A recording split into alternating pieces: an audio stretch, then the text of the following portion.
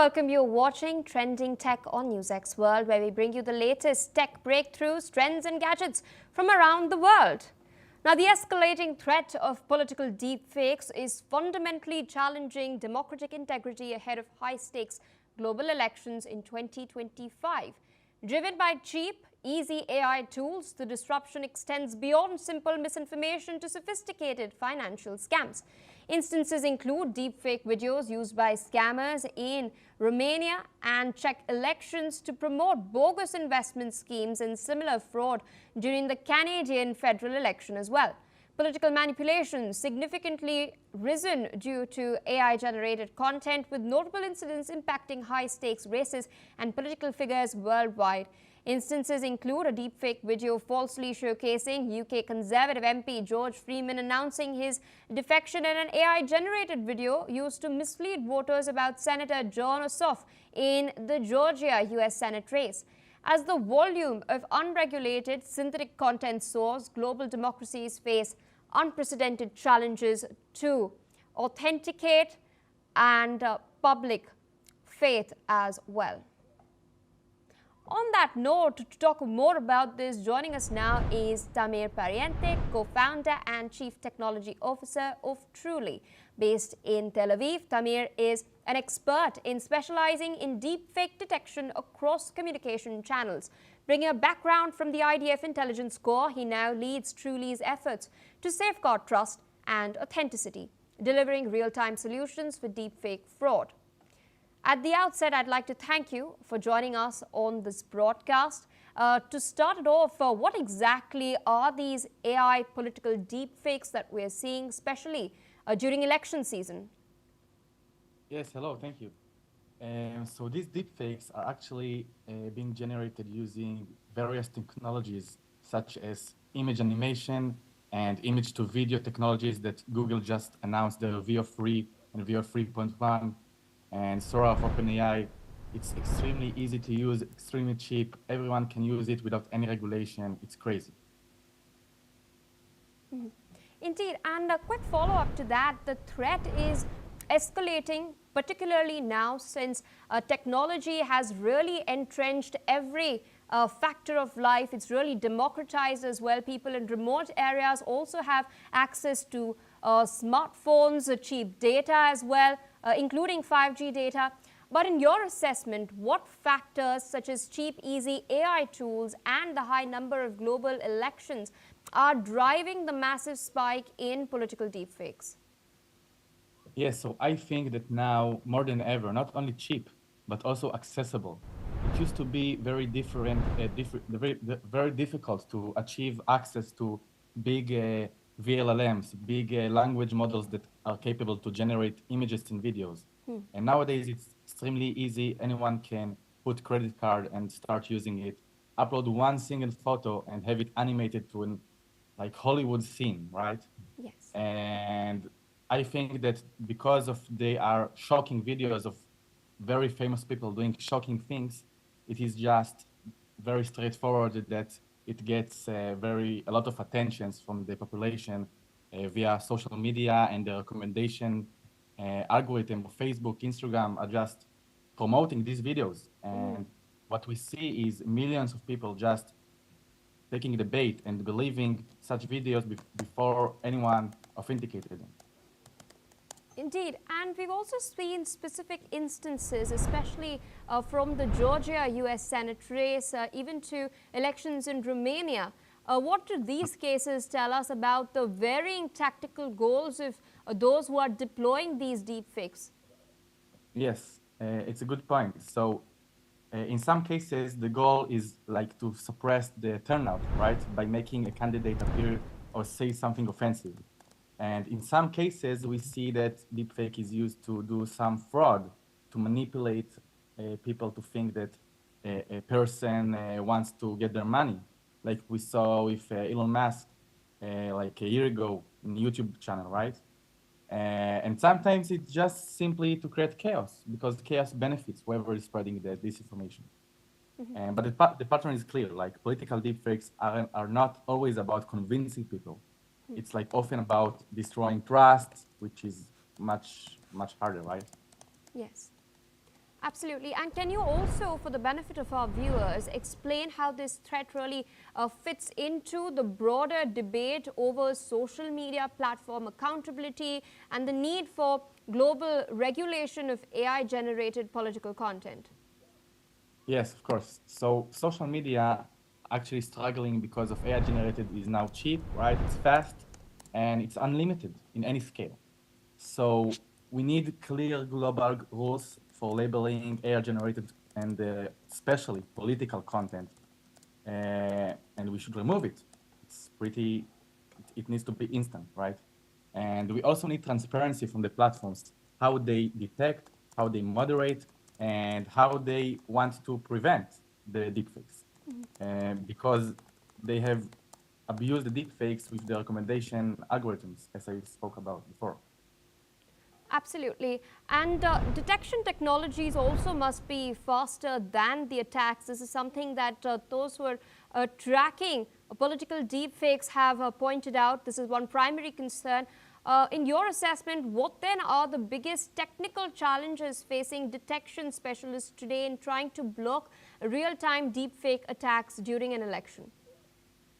Okay, so first of all, it's speed because it's super, like deepfake can be generated in like seconds today. So even if I can detect in seconds a deepfake, still the media does not contain one in every 10 videos is fake. It's 1 to 1,000 to 10,000, but these 1 to 10,000 get so much attention. And so you can't just run deepfake detection, which is expensive, by the way, on all the media. That's why Facebook and Instagram and TikTok and everyone is struggling with it, basically. Indeed, and alongside the big detection platforms, what impact could local tech startups and grassroots organizations have in combating deepfake disinformation and increasing voter education?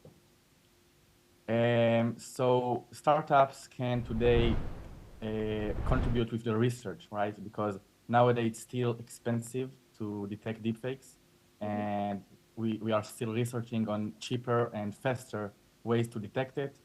People are talking about watermarks that the actual manufacturers of cameras and input devices like microphones would put on the like a signature on the video itself, so you would know in the uploading to the social media if this video was generated or created with a real device. So that's one thing that the startup community is working hard on. And we need organizations such as like the big corporations like such as Facebook, Instagram, Google, all of the, as I said, the communication devices, manufacturing. We need them to come together, shake hands, and think about a solution for this. Indeed, sir, you've also spoken about the algorithm. You've pointed towards the algorithm many times. That is sort of exacerbating the effects, the reach specifically of these political deepfakes. What do you think can really be done to combat this? As you've mentioned, it's important for all of these global platforms, whether it is a Meta or Google, for them to come together and sort of reach a solution. But that's not really taking place because the internet is an open space. Even if things are made, even if there are certain tools that are put out, the intentions are good, but they're being used for the wrong reasons by individuals. How do you think then could such regulation really take place? Could the algorithm then at least be controlled to sort of limit the reach of these deepfakes? Yes, so it's a great question actually, and I think there are many ways to tackle it. But one of the straightforward that comes to my mind is when you have such spike in the algorithm that this video is rocketing, you need to check. There is many solutions today to these big platforms to describe what is in this video, and you can check via GPT or any other large language model. You can check what is the probability of such thing happening. If you see the president of North Korea saying, "I'm gonna kill everyone," it's a fake content. So you should, or at least it should trigger, like we need to check it out because before we recommend it to the entire world, right? Indeed. And you also mentioned that there is some sort of pattern that we sort of witness as far as political deepfakes are concerned. Not just the frequency, but the way in which these deepfake videos and the original videos are altered to make these deepfakes. Could you tell us a little more about the kind of pattern that certain individuals or organizations follow, and what really is the motive apart from sowing distrust? You mean about like the why attackers do that And the specifically? way in which they do that. What have your observations been as far as dealing with Um, deep fake videos are concerned? yeah, so there are many ways to create deepfakes. There are like models to swap faces. So I can like appear to you now as Tamir, but I can swap my face to be someone else. And there are models to just take this image and make a scene out of it, like you see Google most advanced model right now. And so different techniques to create such deepfakes, and every one of them has different like purpose. So the face swapping are used to make fraud in real-time communication channels. Like you can call someone you love and or call someone they think you love, but you're actually an imposter and you are asking them to do something for your benefit, which is false. Like transfer money, do me a favor in this, send me a password for this account. We see many politicians, especially politicians, because they have a lot of power in their accounts, and fall for these kind of frauds. Indeed. And, we've discussed the sort of challenges that the specialists have faced. But when you talk to lawmakers as well, we do know that laws regarding AI are not really codified. We've seen the European Union trying to build about a framework, but then there are several other countries where technology has permeated every aspect of life. Countries that are still sort of grappling as far as sort of codifying AI and ensuring that it is added to its information technology laws are concerned. In your conversation with lawmakers, what sort of challenges in your observation, do they really face when it comes to bringing about these policies and laws? Yes, so it's very difficult to maintain in this rapid growth of deepfake technologies. It's very hard to maintain like regulations because regulations stops the research, and I don't think that politicians really want to stop the research because there are many benefits to developing such tools. It's not only used for manipulation and fraud, right? It's also used for the creating more entertainment, like in the media industry, in the film industry, and also in intelligence industries. So I don't think it's going to be anytime soon regulated, the research. And research often create products that not not everyone can regulate. Like we see that the markets in the Europe and in the US are trying to regulate, but China is crazy. China have so many advanced models out there that are free to use by anyone without any regulation. Yes. So that's also a problem.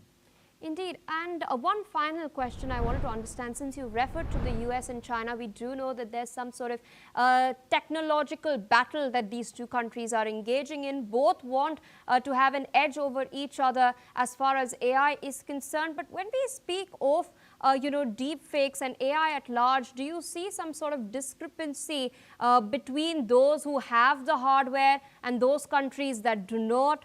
And is then political deepfakes just a people-to-people and individual-to-individual, organization-to-organization matter, or even sometimes a country-to-country matter? Yes, so I do think that US is much more advanced in deepfake technologies, like creating and detecting. But it is not only about hardware, it's also about research. They are much advanced in research. We know that Meta and Samsung and also Microsoft have many papers and advanced research from 2021 when China didn't even start to work there. And so China, I don't think it will struggle to recreate these research. It's not a hardware issue, like they could afford this number of GPUs. They won't be able to share it in these scales. They don't have this capacity in GPUs to make it available for everyone, but they have it available for like their own government usage. So country to country, I think it is a problem. And also the darknet community, as I said, exploding in open source research that is very dangerous to the population, right? Yes. Because it is not regulated, and anyone can buy today in the darknet a deepfake of someone impersonating to them, and that's a problem. But I don't think it's like a one-to-one or company-to-company problem. It's more about government to government. All right, sir. With that, I'd like to thank you for taking out time speaking to us on Trending Tech today on this very important matter. Thank you very much. With that, viewers, it's a wrap on this episode of Trending Tech. For more such updates in the technological sphere and innovation, stay tuned on NewsX World.